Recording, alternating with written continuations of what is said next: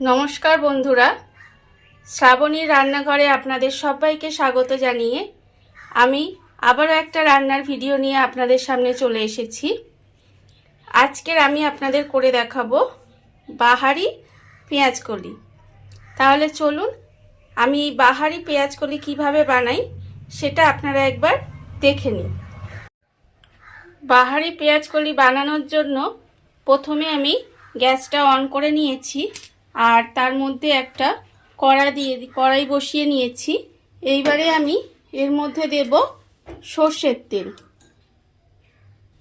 সর্ষের তেল আমি এখানে প্রায় 4 চামচের মতো আমি সর্ষের তেল দেব। 4 চামচ আমি এর মধ্যে সর্ষের তেল দিলাম। এইবারে আমি তেলটাকে একটু গরম হতে দেব। তেলটা আমার এখানে গরম হয়ে গেছে। এইবারে আমি এর মধ্যে দিয়ে দেব বড়ি। এখানে আমি বিউলির ডালের বড়ি রেখেছি, সেই বড়িটা আমি এর মধ্যে দিয়ে দেব। এইবারে বড়িটা আমি খুব ভালোভাবে একটু ভেজে নেব। বড়িটা আমার লাল করে একটু প্রথমে ভেজে নিতে হবে।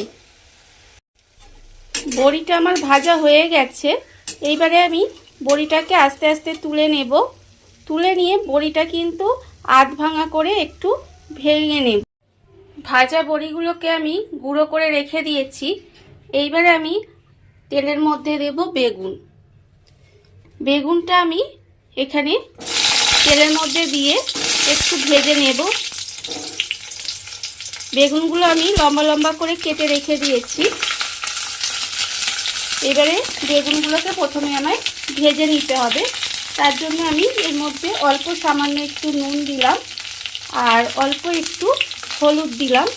দিয়ে এবারে আমি বেগুনটাকে একটু লাল করে ভেজে নেব। খুব ভালো করে কিন্তু বেগুনটা লাল করে ভেজে নিতে হবে। বেগুনগুলো আমার লাল করে ভাজা হয়ে গেছে। এবারে আমি বেগুনগুলোকে তুলে রেখে দেব। এখানে আমার মাঝারি সাইজের বেগুনের আধখানা বেগুন আমি এর মধ্যে নিয়েছি, সেইগুলো আমি ভেজে তুলে রেখে দেব। বেগুনগুলো আমি ভেজে আলাদা করে তুলে রেখে দিয়েছি।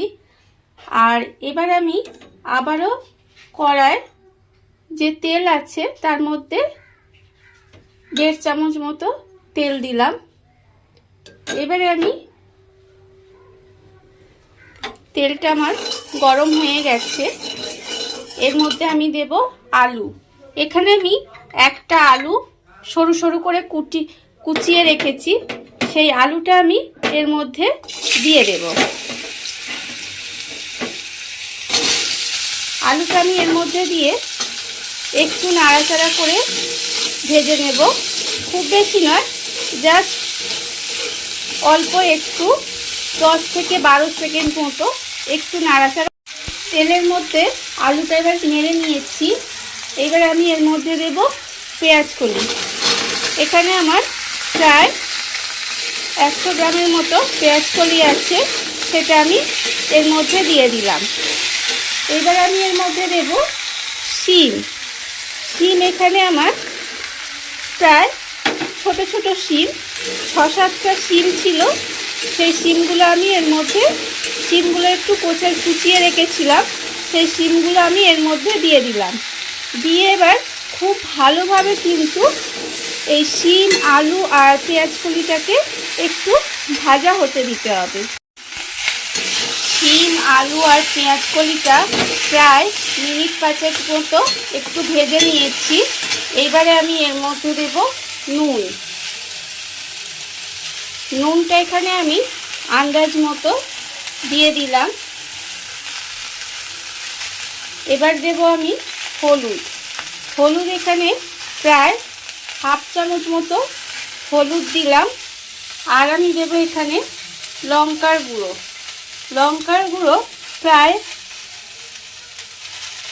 1/4 চামচ আমি দিলাম। আপনারা কতটা ঝাল খাবে সেটা বুঝে লঙ্কার গুঁড়োটা দেবেন। এইবারে এই মশলাগুলো সব সবজিগুলোর সঙ্গে ভালোভাবে মিশিয়ে আবারও কিন্তু একটু ভাজা ভাজা করে নিতে হবে। সবজিগুলোর মধ্যে নুন, হলুদ আর লঙ্কা গুঁড়ো দিয়ে একটু ভালোভাবে ভাজা ভাজা মতো করে নিয়েছি। এবার আমি এর মধ্যে দেব চিনি। এখানে হাফ চামচ মতো চিনি দিলাম। চিনি দিয়ে আবারও একটু নেড়ে চেড়ে নেব। এবারে আমি এর মধ্যে দেব জল। খুব অল্প সামান্য জল দেব। যেটুকু জলে সবজিটা সেদ্ধ হবে ঠিক সেইটুকুই জল দেব। আমার সবজিটা ভাজার কারণে জল আমার বেশি দিতে লাগবে না, সবজি অর্ধেক সেদ্ধ হয়েই গেছে। এবারে আমি অল্প সামান্য একটু জল দিয়ে গ্যাসটা কমিয়ে ঢাকা দিয়ে সবজিগুলো ভালোভাবে সেদ্ধ হতে দেব। সবজিগুলো আমার সেদ্ধ হয়ে গেছে। এইবারে আমি এর মধ্যে দিয়ে দেব যে বেগুনটা আমি ভেজে রেখেছিলাম, বেগুনগুলো, সেই বেগুনগুলো আমি এর মধ্যে সব দিয়ে দিলাম। আর আমি দেব যে বড়িটা আমি ভেজে গুঁড়ো করে রেখেছিলাম, সেই বড়িটা উপর থেকে এইভাবে ছড়িয়ে দিলাম। এইবারে খুব ভালোভাবে এটাকে মিশিয়ে নিতে হবে। এইভাবে একটু মিশিয়ে রান্না করে নিতে হবে। ভাজা বেগুন আর বড়িটা দিয়ে প্রায় আবারও 5 থেকে 7 মিনিট মতো একটু রান্না করে নিয়েছি। এইবারে আমি এর মধ্যে দিয়ে দেব সর্ষে বাটা। এখানে আমি 1 চামচ সর্ষে বেটে রেখেছি, সেই সর্ষেটা আমি পুরোটাই এর মধ্যে দিয়ে দেব। দিয়ে ভালোভাবে আবারও আমি এর সঙ্গে মিশিয়ে নেব। আর আমি এর মধ্যে দেব দুটো চেরা কাঁচা লঙ্কা রেখেছি, সেই চেরা কাঁচা লঙ্কাটা আমি এর মধ্যে দিয়ে দিলাম। দিয়ে এবার এটা ভালোভাবে মিশিয়ে আবারও একটু রান্না হতে দিতে হবে। সর্ষে বাটা আর চেরা কাঁচা লঙ্কাটা দিয়ে আমি আবারও কিছুক্ষণ রান্না করে নিয়েছি। এইবারে আমি এর মধ্যে দেব কাঁচা সর্ষের তেল। 1 চামচ পরিমাণে কাঁচা সর্ষের তেল আমি এর ওপর দিয়ে একটু ছড়িয়ে দেব। ছড়িয়ে দিয়ে এবার গ্যাসটা অফ করে ঢাকা দিয়ে রেখে দেব। ঢাকা দিয়ে রেখে দিলেই কিন্তু আমার বাহারি পেঁয়াজ কালি রেডি হয়ে যাবে। দেখুন বন্ধুরা, কত অল্প উপকরণ দিয়ে কত অল্প সময়ে কত সুন্দর একটা রেসিপি তৈরি হয়ে গেছে, বাহারি পেঁয়াজকলি। এই ভিডিওটা যদি আপনাদের ভালো লেগে থাকে তাহলে লাইক করবেন, কমেন্ট করবেন আর সাবস্ক্রাইব করবেন আমার চ্যানেলকে। আজ এই পর্যন্ত, নমস্কার।